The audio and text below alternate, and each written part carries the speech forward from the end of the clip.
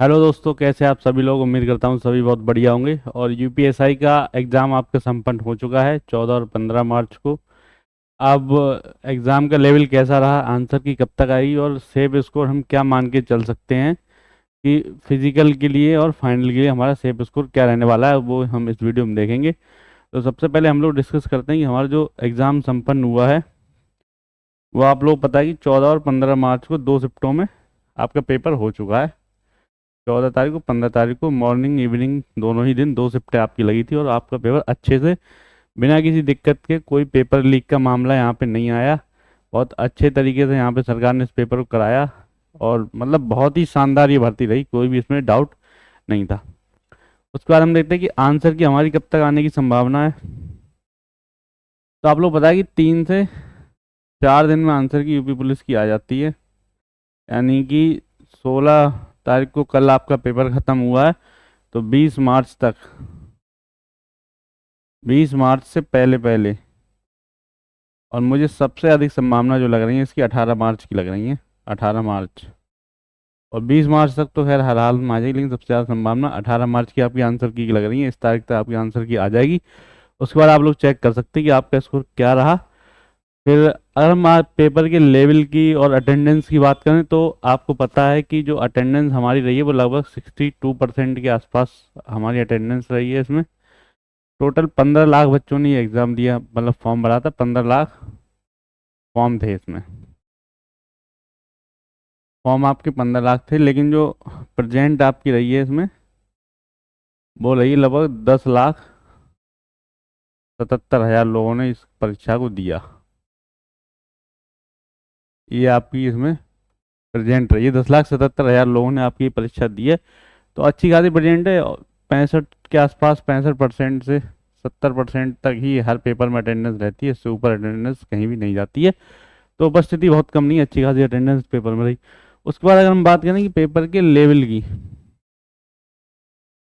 हमारा एग्ज़ाम का लेवल कैसा रहा, किस तरीके पेपर था, तो आपको पता है कि 14 मार्च और 15 मार्च 2 दिन ही आपका पेपर चला।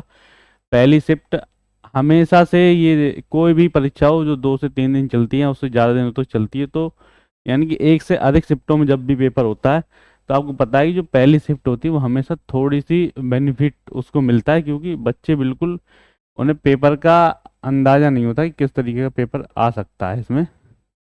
तो इस चीज़ का अंदाज़ा उन्हें नहीं हो सकता, ये आप लोग भी मानेंगे। और आने वाली मतलब जो पहले भर्ती हुई हैं उन्होंने आपको देखा हो कि हमेशा इस शिफ्ट को थोड़ा सा फ़ायदा इस चीज़ का मिलता है।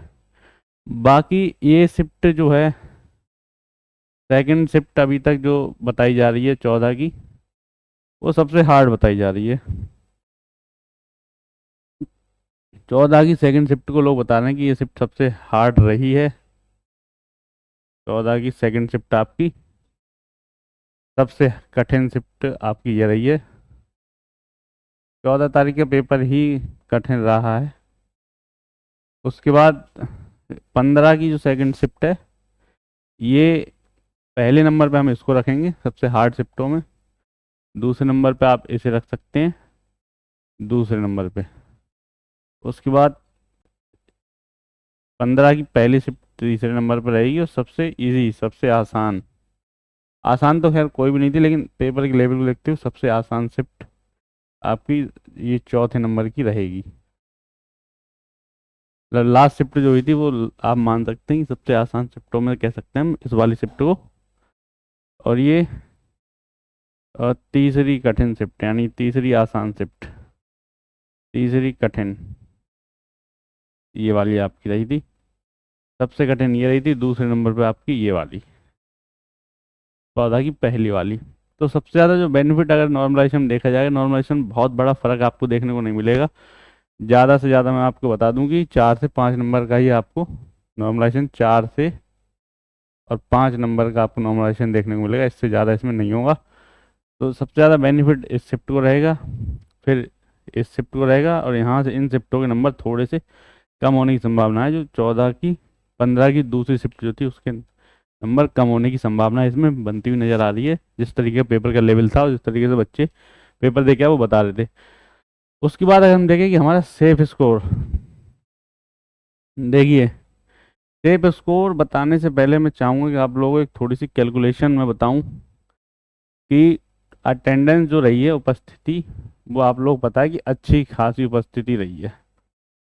उपस्थिति आपकी 10.77 लाख यानी 10,77,000 बच्चे यहाँ उपस्थित रहे हैं और लगभग 4,500 आपके पद हैं।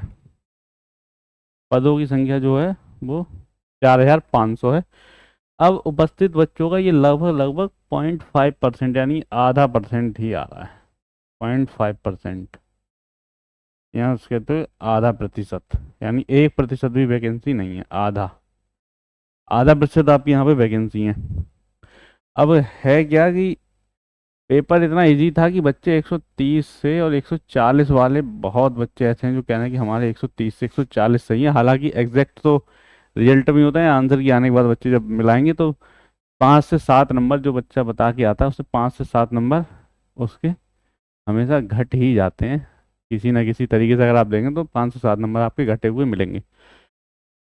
तो लेकिन आधे परसेंट भी बच्चे ऐसे हो सकते हैं जो 130 प्लस करेंगे, इसमें से बिल्कुल हो सकते हैं।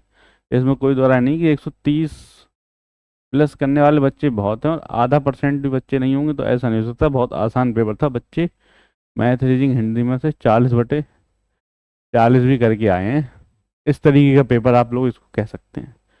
तो इससे आप अंदाज़ा लगा सकते हैं कि कट ऑफ कहीं ना कहीं हाई रहेगी। पिछली बार वाली उस हिसाब से हाई थी, वैकेंसी ज़्यादा थी। यहाँ वैकेंसी आप लोग देख सकते हैं कि कम है और पेपर उससे तो आधा लेवल का है, यानी 50% ही उसका पेपर है। ये पिछला वाला पेपर 2021 वाला तो बहुत कठिन था, ये तो उसके बहुत कम लेवल का पेपर है।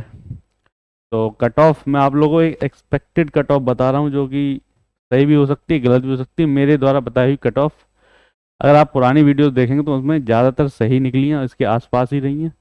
तो यहाँ अगर हम बात कर लें कट ऑफ की, तो देखिए ये मैं फिजिकल नहीं, फाइनल कट ऑफ आप लोगों को बता रहा हूँ। ये मेरी फाइनल कट ऑफ है, फिजिकल से कोई लेना देना नहीं। फिजिकल करा के भी आप फाइनल हो तो फिजिकल करने का क्या फ़ायदा। तो जनरल का जो है फाइनल 130 से 132 नंबर। इधर ये फीमेल की हैं, ये मेल की मार्क्स हैं, फीमेल की मार्क्स हैं, दोनों ही मेल फीमेल एक साथ इसमें दे रखे हैं मैंने। फीमेल 120 से 122, अगर नंबर आप देखेंगे जनरल की तो 325 से 330, ये कट ऑफ आपकी रहने वाली है जनरल की। उसके बाद ओबीसी की 310 से 315, ईडब्ल्यूएस की 305 से 310, 290 से 300 एससी की, और एसटी की 250 से 260। वहीं अगर फीमेल्स की बात करें हम तो 300 से 305, मतलब 300 प्लस अगर फीमेल में किसी के नंबर हैं 300 प्लस, तो उसके किसी भी कैटेगरी में फाइनल होने की चांसेस, चाहे जनरल हो, चाहे ओबीसी हो, चाहे एससी हो, चाहे एसटी हो। एससी एसटी ओबीसी में तो हो ही जाएगा, जनरल में यही आप जब फाइनल, अभी तो कम से कम 6 महीने का समय लगेगा फाइनल कट ऑफ आने में, लेकिन आपको फिजिकल की कट ऑफ से अंदाजा लग जाएगा कि मैंने किस तरीके की आपको कट ऑफ बताई है। उसके अलावा ओबीसी की 285 से 290, 285 290 एससी ईडब्ल्यूएस, और एससी 270 से 275, और 255 से 230 एसटी की। तो ये बहुत हाई कट ऑफ आपको नहीं लग रही होगी, लेकिन इतनी ही इसी के आसपास जाएगी, क्योंकि बच्चे फिजिकल में भी यहाँ पे फेल होते हैं। तो ये कट ऑफ आपको देखने को मिलेगी फाइनल वाली। ये फाइनल कट ऑफ है, फाइनल। और ये लीजिए, यहाँ पे मैं आपको दिखाऊंगा जिस दिन इसका रिजल्ट आएगा। मैंने पहले भी दिखाए हैं, मेरे क्या कहते हैं, जो मैंने बताया वो आपको मेरी कम्युनिटी पोस्ट में दिख जाएगा, वीडियोस में दिख जाएगा। अगर आप देखेंगे पुरानी मेरी कट ऑफ का एनालिसिस जाके, तो ये नहीं है कि मैं ऐसे ही बताने चला आता हूँ। तो ये आप स्कोर सेव 132 प्लस, जिसके भी क्वेश्चन है 130 प्लस, चाहे वो किसी भी कैटेगरी का हो, 130 प्लस किसी भी कैटेगरी का। यहाँ पे मैं एक बार लिख देता हूँ, फाइनल स्कोर आपका 130 प्लस है किसी भी कैटेगरी में, किसी भी, जनरल हो, ओबीसी हो, चाहे एससी हो, चाहे एसटी हो, फाइनल उसका हो जाएगा 130 प्लस पे, ये मुझे लगता है इस पेपर को देख के। ये आपकी फाइनल कट ऑफ जाने वाली है। तो बाकी आंसर की आएगी तो एक बार हम और डिस्कस कर लेंगे। एग्जैक्ट स्कोर बच्चों का उसमें पता चल जाएगा, दो चार क्वेश्चन, एक दो क्वेश्चन इधर उधर होता है, बाकी कोई ज़्यादा नहीं होता। तो उसके बाद मैं आपको एक बार अगर होगा तो वीडियो बना दूंगा, वरना यही मेरी तरफ से प्रेडिक्शन है कि इसके आसपास जाएगी। आप लोग वीडियो को लाइक शेयर एंड सब्सक्राइब करिए। आगे इस भर्ती से और अन्य भर्ती से जुड़ी जानकारी के लिए हमारे चैनल से जुड़ जाइए। Thank you so much.